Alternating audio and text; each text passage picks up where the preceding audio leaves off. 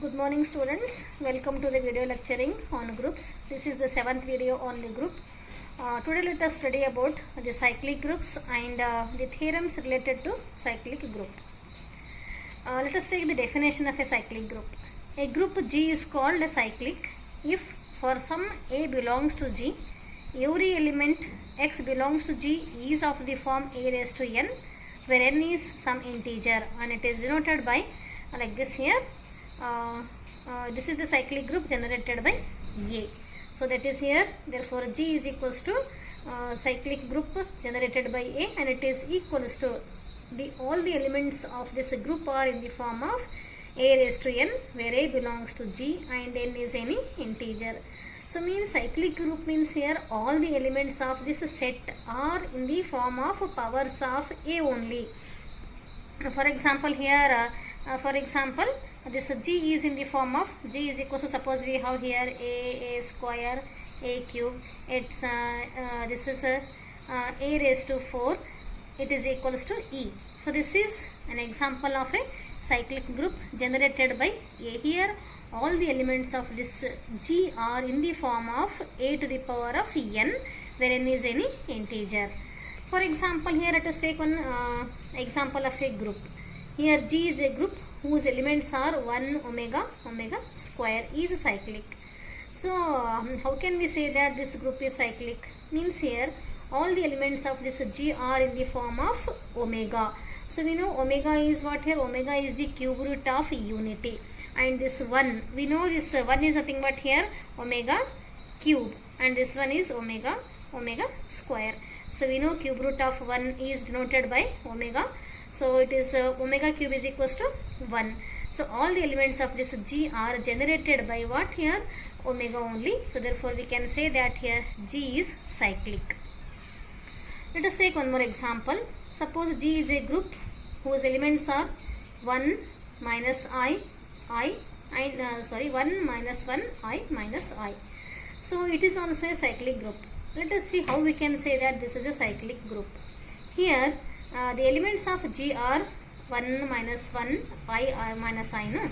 So this we can write here, we know I is what here? I is equals to under root of minus 1, or I square is equals to 1. This we know. We know here, we know I square is equals to minus 1, and I cube is equals to what here? I cube is I square into I. It is equals to I square is minus 1 into I is minus I. Similarly, this I raised to 4. I raised to 4 means what here? I square into I square. So I square is minus 1 into minus 1 is plus 1. And here what? One more, no? I it is. I is I only it is. I is equals to I. So the elements of this G are 1 is nothing but here I square. Minus 1 is nothing but here what? 1 is nothing but I raised to 4, and minus 1 is nothing but I square. I is nothing but I only, and minus I is nothing but here I cube. So all the elements of this G are generated by what here? Generated by I. Therefore we can say that here this G is a cyclic group generated by I, and we can also write it as here what here? We can write this one as here G is equals to I. So I means here it is a cyclic group. This is the symbol of cyclic group, and it is generated by I. Similarly, let us take here, we can also write this one as here the same group can be written as like this also, minus I whole square, minus I whole cube, and minus I raised to 4. If you simplify all these, you will get the same elements. Minus I means this minus I. Minus I square means, you know, minus I whole square is plus I square only, its value is minus 1. Minus I cube is minus I cube. Minus I whole cube is minus I cube. So you know I cube is minus I. So minus into minus plus I. This one element you will get here. And minus I raised to 4 is nothing but plus I raised to 4. Plus I raised to 4 value is 1. So this G is also generated by what here? Minus 1. The same set, same group G is generated by minus I also. So these are the examples of a cyclic group. I hope you understood this meaning of cyclic group. A cyclic group means what?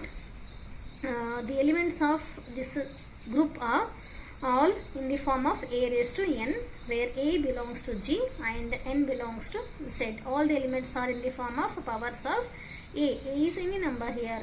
These are all examples of a cyclic group. Let us take properties of cyclic groups. Take one theorem, theorem number 10. So this is the continuation of a previous section. Let us take one theorem. Every cyclic group is abelian. So that is here, first you have to take cyclic group and you have to prove that it is abelian. I hope you know the meaning of abelian. So abelian group means what here? If G is a group, if it satisfies one additional property, so that is a commutative law. If x and y are the elements of G, then x into y, x comma y are the elements of G, then x into y is equals to y into x. This is called commutative law. Or we can take A and B also. If it satisfies this condition, then we can say that the group as abelian group. So let us take G is a cyclic group. It is given generated by an element A, be a cyclic group. Let us consider two elements of this group, x comma y belongs to G. So clearly x is equals to a raised to m, because here x and y belongs to G means here G is a group generated by A, means all the elements are in the form of a raised to n only. Here it is, let us take x is equals to a raised to m, because we have two elements now, we can take m and n for some m, for some integer m, and take one more element y belongs to G, so y is equals to a raised to n for some integer n. So now let us take x into y.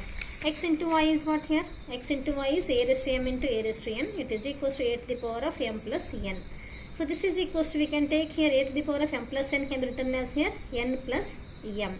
We know this m plus n is same as n plus m. Again let us simplify this. It is nothing but here a raised to n into a raised to m. So it is equals to y into x. That is here what we have. X into y is equals to, we got y into x. So this is the commutative law it is. So this is nothing but what here? This is nothing but commutative law. So if a group satisfies this law additional, then we can say that that group as abelian group. So hence we can say that here G is a cyclic group generated by A is abelian. So that is every cyclic group is abelian. This is the proof of this theorem. And here we note that here the converse of this theorem is not true. That is, every abelian group cannot be a cyclic group, but every cyclic group is abelian. So this is the note. So here we can say that all abelian groups are not cyclic groups.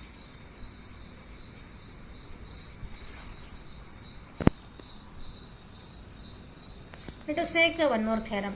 If A is a generator of a cyclic group, then G, then A inverse is also a generator of G. So means here if A is generated by, and it is also generated by A inverse only. Since G is a cyclic group generated by A, so for every x belongs to G, this implies here x is in the form of a raised to m, because it is a cyclic group for some integer m. This implies here x is equals to, this a raised to m can be taken as here a inverse whole raised to minus m, because if you multiply these two you will get here power as m only. This implies here x is equals to a to the power of minus 1. This minus m can be taken as here n, where n is equals to minus m is another integer. We know here integer means they may be positive or negative, and 0 also is an integer.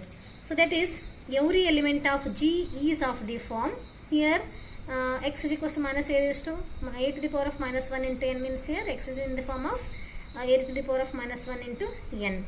So this implies here what here? This implies A inverse is a generator of G, because here x is equals to like this, no? And x belongs to G. So this implies here G is a cyclic group generated by A inverse. So this is very simple, and this is the proof of this theorem. Now let us take one more theorem.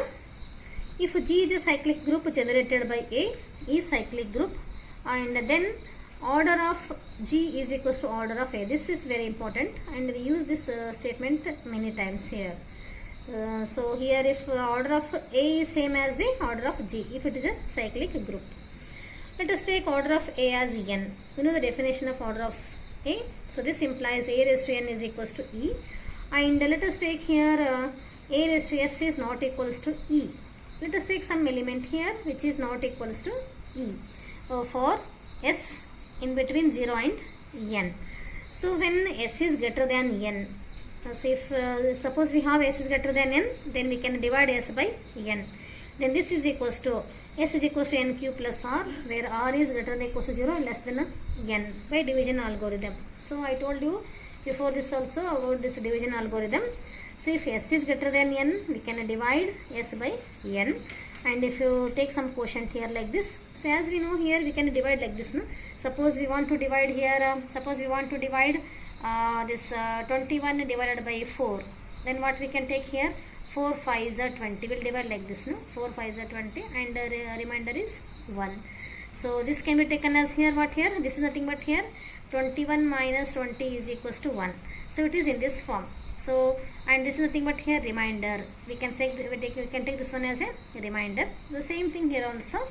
So if you divide s by n, quotient is q, so we have to multiply these to n into q and then subtract these two, we can take this one as remainder r. So r is equals to s minus nq. This implies here s is equals to, take nq in this side, nq plus r. This we can say that the remainder. So this remainder should always be what here, remainder is always greater than or equals to 0. It may be equal to 0 and it should be greater than 0, not less than this one, and it is less than n only, less than the divisor. So this implies here a to the power of s. This a to the power of s can be written as here a to the power of nq plus r. It is equals to a to the power of nq into a to the power of r. This a to the power of nq can be written as here a to the power of n whole raised to q into a raised to r. This implies here a raised to n is e to the power of q into a to the power of r, and e to the power of q is e into a to the power of r. So a raised to s is equals to e into a to the power of r. So and we know e is entity element, so multiplication of these two is a raised to r only. A to the power of s is equals to a raised to r. So thus there exist exactly n elements in group denoted by a raised to r, where r is greater than 0, greater than or equals to 0 and less than n. So therefore there exist n and only n distinct elements in cyclic group. G is equals to a, that is order of G is equals to, here we can say that n. So that is order of a cyclic group generated by A is equals to order of A.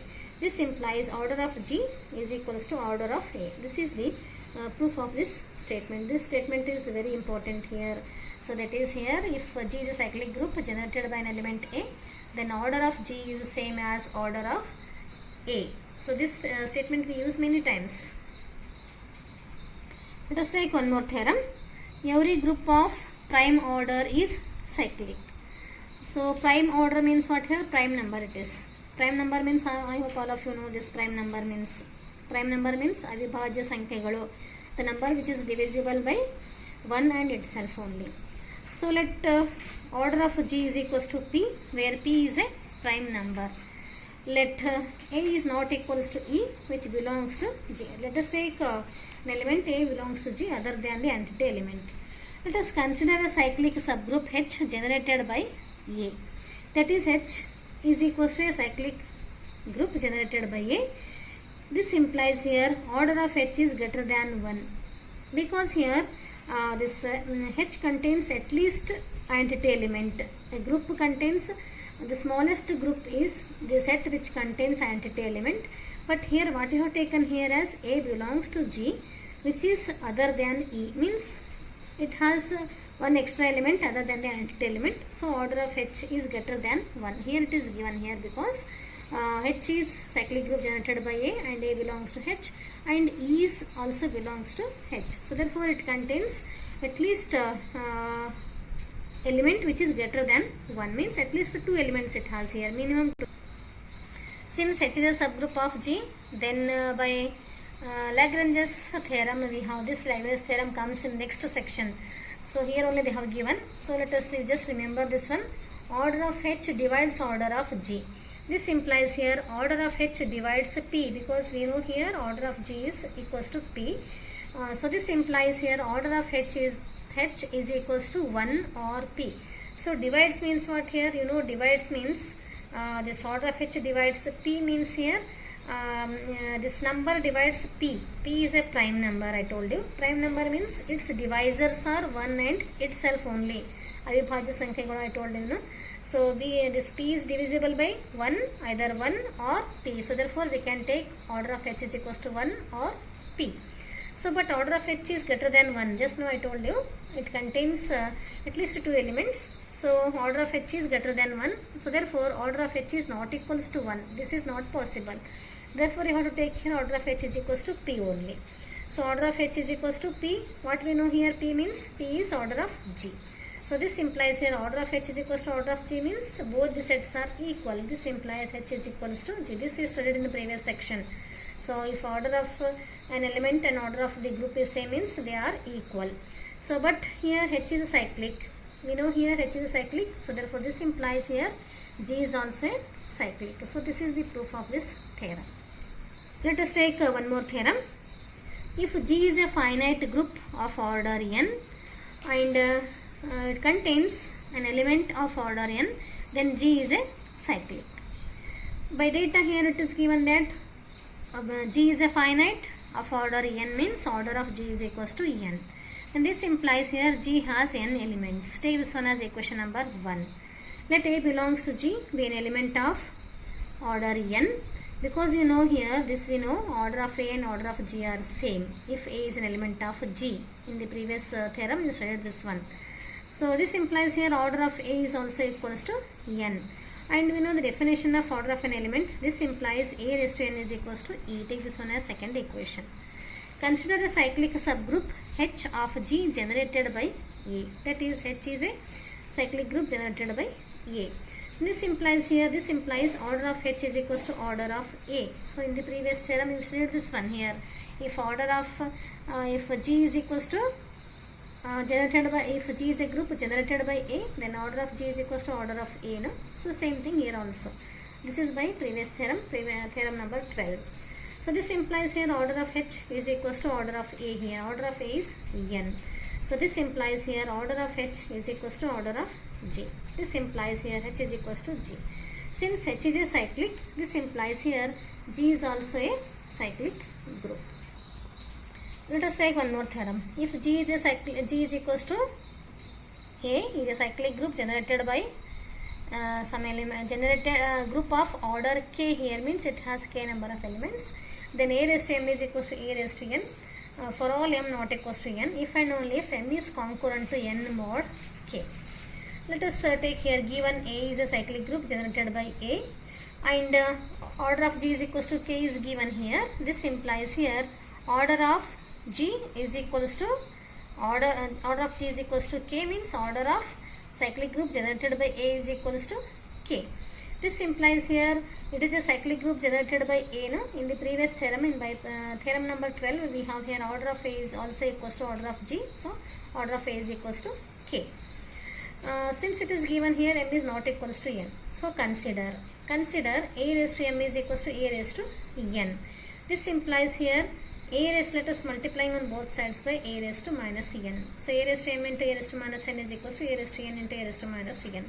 This implies here A raised to M minus N is equals to, if you take these two as bases are equal, so we can add their powers. So N minus N is 0. 8 to the power of 0 means 1. 1 is nothing but identity element here.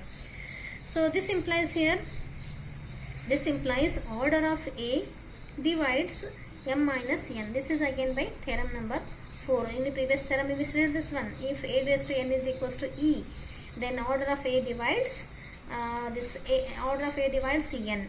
So order of A divides here M minus N. This we know here. So this is the definition. This is the statement of theorem number 4. Then this implies here order of here is K. Order of A is equals to K. This implies here K divides M minus N. So again we know the definition of concurrence here. This you studied in your PUC 2. So there you studied this definition here. If A is concurrent to B mod M, then this implies here this M divides A minus B. This is the definition of a concurrence modulo M. Suppose we have like this here. Suppose we have here this is suppose we have here 10. Suppose we have here 10 is concurrent to 2 mod 4. Then this implies what here? This implies here 4 divides 10 minus 2. That is 4 divides 8. This is correct because here 4 divides, we can divide 8 by 4. Divides means this should divide exactly. remainder should be 0. This is the definition of a concurrent modulo m. So this implies here conversely also we can take here if m divides a minus b, then we can write it as here a is concurrent to b mod this m. So k divides m minus n means here this m is concurrent to n mod k. So this is the proof of this theorem. If G is a cyclic group generated by A and if its order is k, then here a raised to m is equals to a raised to n if and only if m is concurrent to n mod k. So this is the proof of this theorem. Let us take one more theorem. If G is a cyclic group generated by A, is cyclic group of order D generated by A, then a to the power of k where k is less than d is also a generator of G if and only if GCD of k and d is equals to 1. Let us take here given G is generated by A and order of D is equals to D, order of G is equals to D. These two are given. Then this implies here order of A is also equals to D. This is by theorem number 12. Take this as equation number 1. Suppose that here a to the power of k, it is given here a to the power of k where k is less than d is also a generator of d. So therefore for all a belongs to G, this implies a is equals to, we can take this a is equals to what here, a to the power of k whole raised to s for some integer s, because here it is this is also generated by a to the power of k. So we can take here a is equals to a raised to k and it is whole raised to s. This implies a equals to a to the power of k into s. Let us operating a inverse on both sides. A into a inverse is equals to a to the power of ks into a inverse. So we know a into inverse is e is equals to a to the power of subtraction of these two ks minus 1. That is a to the power of ks minus 1 is equals to e. That is here a to the power of ks minus 1 is equals to a, we can write here. So again this implies here this here this is by theorem number 4 we can say that here this order of a divides this power. If a to the power of, this is the statement of theorem number 4. So in theorem number 4 what we studied here, if a raised to n is equals to e, then this implies here order of a divides n here, order of a divides n. This is the statement of theorem number 4. So we use this theorem here, this statement here. So according to this what we have here, this implies order of a divides ks minus 1.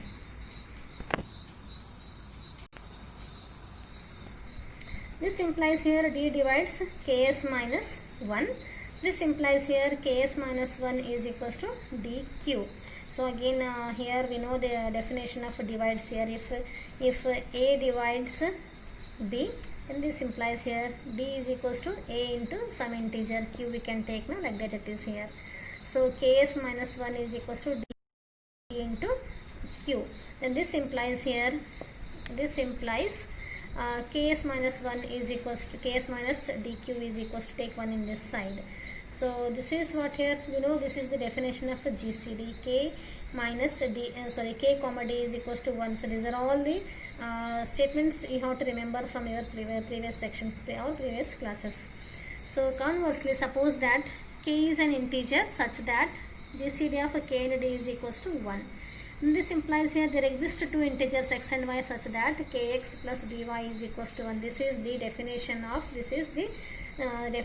GCD of two integers. If this also I have given in the previous section here, if GCD of a and b is equals to d, then this implies here ax plus by is equals to d. So this is the again one of the statement of this GCD of two integers. So now for all a belongs to G, we have a is equals to, we can write a is equals to a to the power of 1. This implies here a is equals to a to the power of 1 is nothing but here kx plus dy. So this implies here a is equals to a to the power of kx into a to the power of dy. This is not comma, this is into. This implies here a to the power of kx into a to the power of dy can be taken as here a to the power of d whole raised to y. This is equals to a to the power of kx into a to the power of d is equals to, just now we have seen here a to the power of d is equals to e to the power of y. This implies here a to the power of kx into a to the power of y is e only. So it is equals to a raised to kx. This implies here a is equals to a to the power of k whole raised to x for some k here. So it is again what here. So this is generated by a to the power of k only. That is, every element of G can be generated by a to the power of k here. So hence this a to the power of k is the generator of G. Let us take last theorem in this section. A cyclic group of order n has this is phi of n number of generators.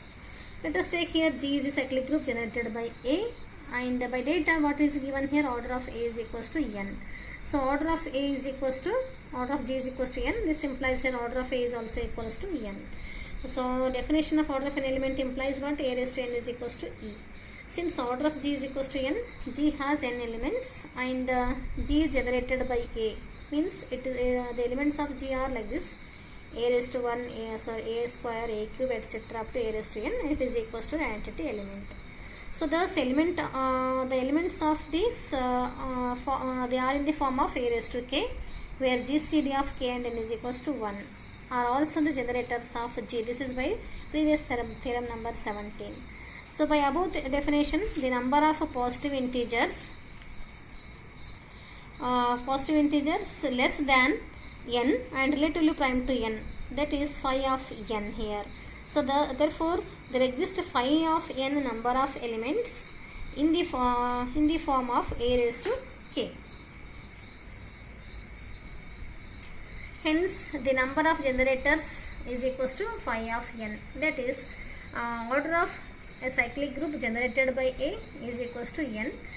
Then there exists phi of n number of generators. So this is the proof of this theorem. This completes all the theorems in the all the theorems related to this cyclic group.